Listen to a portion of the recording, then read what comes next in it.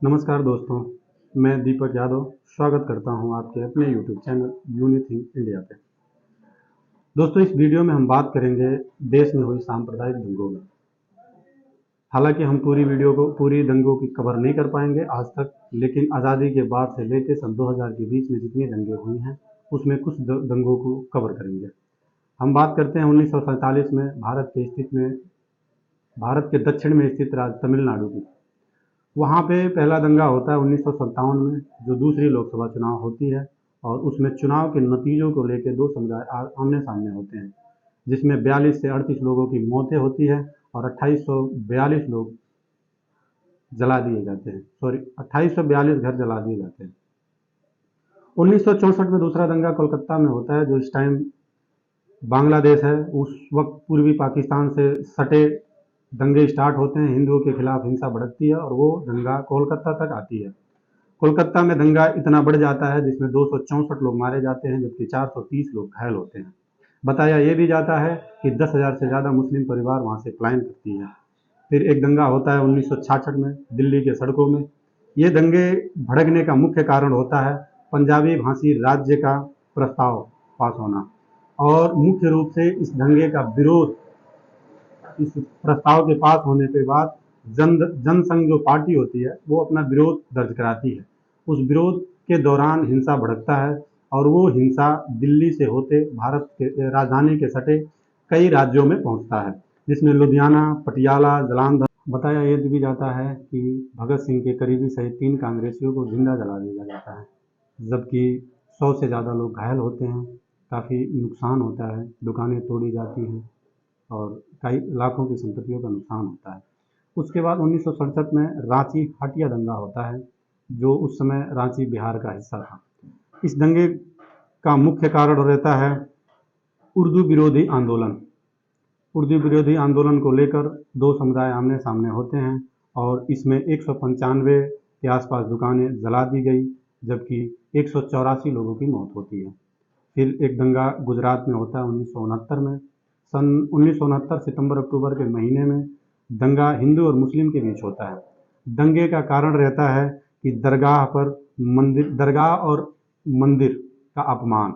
जो दो समुदाय में ये दंगा भड़कता है, एक दरगाह और मंदिर के अपमान के मामले को लेकर, और जिसमें 512 लोगों की मौत होती है, लगभग 1084 लोग घायल होते हैं, 42 करोड़ संपत्तियों का नुकसान होता है। फिर उसके बाद 1984 में मुरादाबाद दंगा होता है, जो पुलिस और नमाजियों के बीच ये दंगा भड़कता है, और इस दंगे में 400 से ज़्यादा लोगों की मौत होती है, 150 के आसपास दुकानें आग के हवाले कर दी गई। बिहार में एक और दंगा हुआ 1981 में।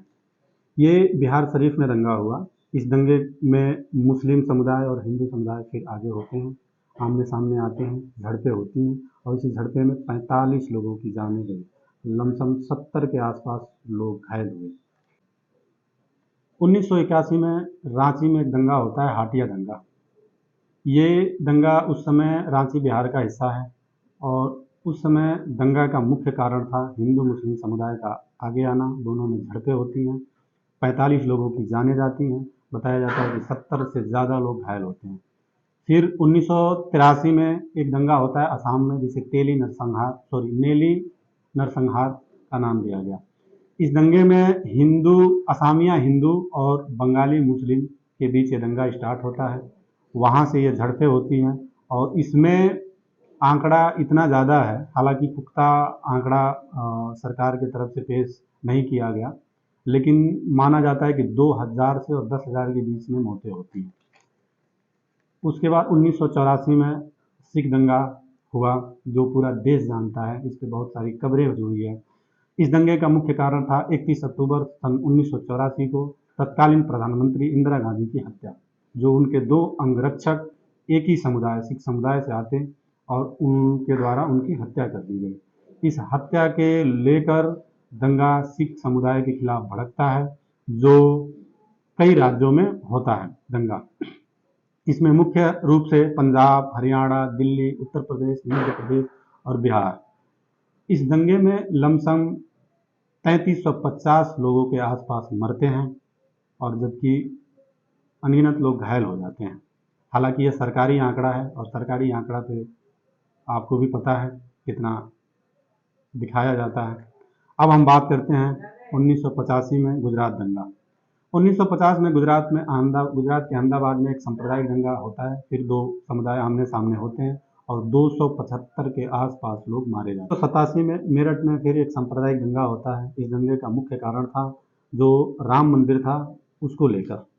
हालांकि मुस्लिम समुदाय का मानना था कि वो बाबरी मस्जिद थी और वो उस पर जो भी चल रहा है पूरे देश में, जो भी हुआ, राम मंदिर बन रहा है, सबको पता है। लेकिन उस समय के कांग्रेस के कद्दावर नेता राजीव गांधी ने मंदिर के दरवाजे का ताला खोला और उसको लेके हिंसा भड़की, जो 1987 में मेरठ में होता है। और इस दंगे में 346 लोगों की मौत होती है, जबकि 159 से ज़्यादा लोग घायल होते हैं। कई दुकानों में आग लगा दी जाती है। 1987 में दिल्ली में एक दंगा होता है। वही दंगा जो मेरठ में सांप्रदायिक दंगा हुआ रहता है, उसी दंगे को लेकर दिल्ली में फिर हिंसक झड़प होती हैं। 19 से 22 मई के बीच में दिल्ली में 8 से 15 लोग मारे जाते हैं। उसके बाद फिर 1988 में औरंगाबाद में एक हिंसा होता है। बताया जाता है कि 17 से 20 मई के बीच औरंगाबाद में चुनावी नतीजों को लेकर दो पक्ष के लोग आमने सामने होते हैं और इस झड़पे में 26 लोगों की मौत होती है। फिर 1988 में मुजफ्फरनगर उत्तर प्रदेश में 8 से 11 अक्टूबर के बीच में हिंसक झड़पें हुई, जिसमें 37 लोग मारे गए। हिंसा का मुख्य कारण था बाबरी मस्जिद कमेटी द्वारा निकाली गई रैली। उसके बाद 1989 में 89 में जम्मू में सिख विरोधी एक दंगा होता है।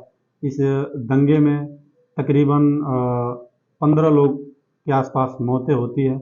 बताया जाता है कि सिख समुदाय के धार्मिक गुरु माने जाने वाले गुरु गोविंद सिंह की जयंती पे सतवंत और बेअंत सिंह नाम के दो लोगों की पोस्टर लेके सिख समुदाय एक रैली निकालती है। उसके बाद हिंसा भड़कता है और उसमें 15 लोगों के आसपास मारे जाते हैं। फिर 1988 में कर्नाटक के बीदर में हिंसा होता है। इस हिंसा सितंबर के महीने में होता है। ये हिंसा गणेश चतुर्थी के दौरान होता है, जिसमें एक धार्मिक यात्रा निकाली जाती है और उस यात्रा के दौरान उस चंदे को लेके सिख समुदाय के बीच झड़पें होती हैं, जिसमें 30 से ज़्यादा लोग घायल हो गए और लमसम 6 लोग मारे जाते हैं। फिर 1989 में ही उत्तर प्रदेश के बदायूं में एक हिंसा होता है। इस हिंसा का मुख्य कारण था उर्दू को दूसरी आधिकारिक भाषा का दर्जा मिलना। इसमें दो गुट आमने सामने होते हैं और हिंसा भड़कता है, जिसमें 24 लोगों की जान चली गई। 1989 में इंदौर में एक हिंसा होता है। अक्टूबर के महीने में एक राजनीतिक रैली को लेकर हिंसा भड़कता है, जिसमें दो पार्टी के लोग आमने सामने होते हैं और 23 लोगों की मौत हो जाती है।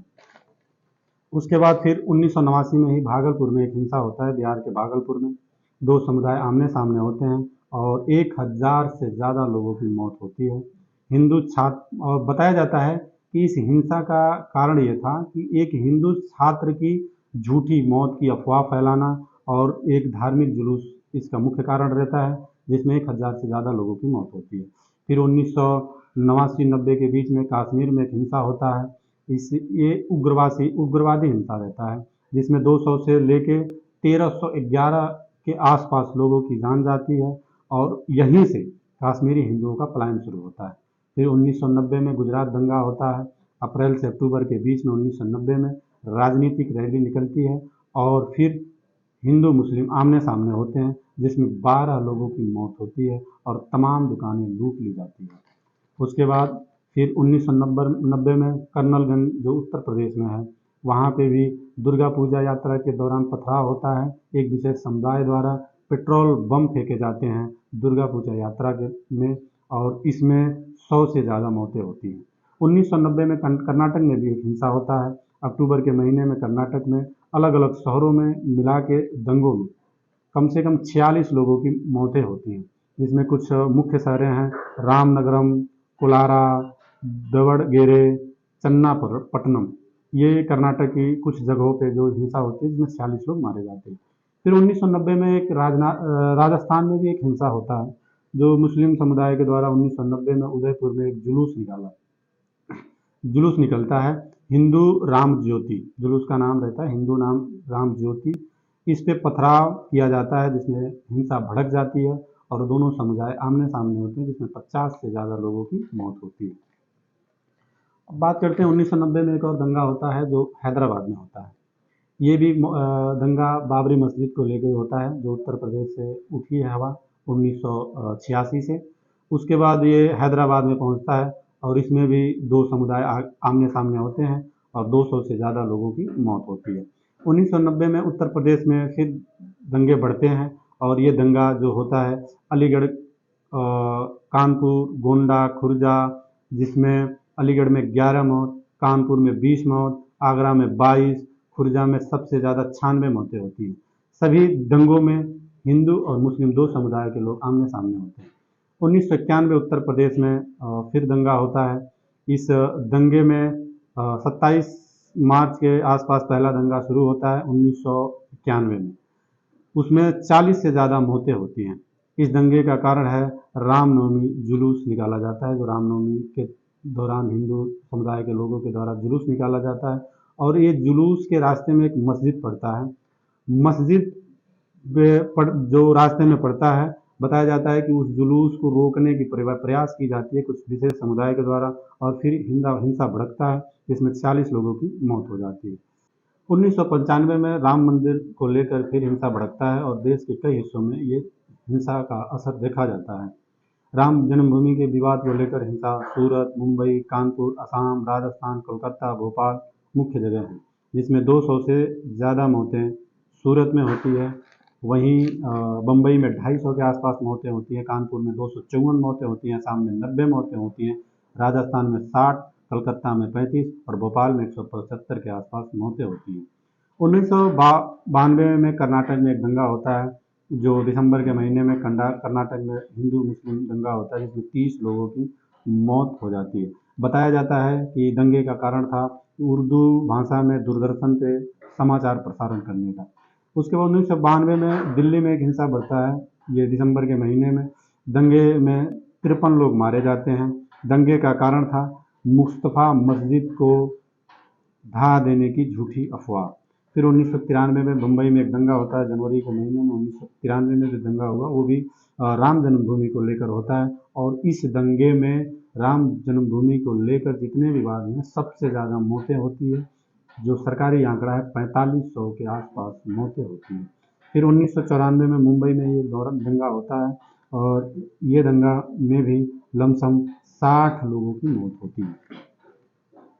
उसके बाद हिंसा का कारण जो 60 लोगों की मौतें होती हैं ये मुंबई में, इसमें बताया जाता है कि हिंसा का कारण रहता है ईदगाह मैदान, जो कि मुसलमान समुदाय का ईदगाह मैदान होता है, वहाँ पे राष्ट्रीय ध्वज फहराया जाता है, वो मुख्य कारण रहता है। इसको लेकर हिंसा भड़कता है और उसमें हिंसा इतना उग्र हो जाता है कि उसको लेकर 60 लोगों की जान चली जाती है। फिर एक 1997 में कोयम्बतूर तमिलनाडु में एक हिंसा भड़कता है जिसमें एक हिंदू कांस्टेबल की हत्या का मामला रहता है। उसमें अल उमा जो संगठन है उस संगठन से जुड़े कुछ लोग एक हिंदू कांस्टेबल की हत्या कर देते हैं। इस हत्या को लेकर हिंसा भड़कती है जिसमें 60 से ज़्यादा लोगों की मौत होती है। दोस्तों, हमारा इस हत्याएं पे जो हिंसा दंगे हुए जिस पे लोग मारे गए, इसके बात करने का मतलब यह है कि सांप्रदायिक दंगों को लेकर इतनी मौतें हुई, लेकिन हासिल क्या हुआ और वो सब आपको ज़्यादा कहने की ज़रूरत नहीं है। हालांकि आगे हम फिर ऐसे वीडियो लेके आएंगे और आपको बताएंगे 2000 के बाद जो दंगे हुए 2023 तक बहुत सारे देश में सांप्रदायिक दंगे हुए, हासिल क्या होता है इस दंगों में, लोग मारे जाते हैं, कितनों के घर उजड़ जाते हैं, कितने की दुकानें जल जाती है, करोड़ों की संपत्तियों का नुकसान होता है, लेकिन हासिल क्या होता है? कुछ नहीं। इस दंगे का मतलब क्या होता है, ये दंगे से हम हासिल क्या करते हैं, तो आप सबको पता है। फिलहाल आज के लिए इतना ही, मिलते हैं अगले वीडियो में, तब तक के लिए नमस्कार।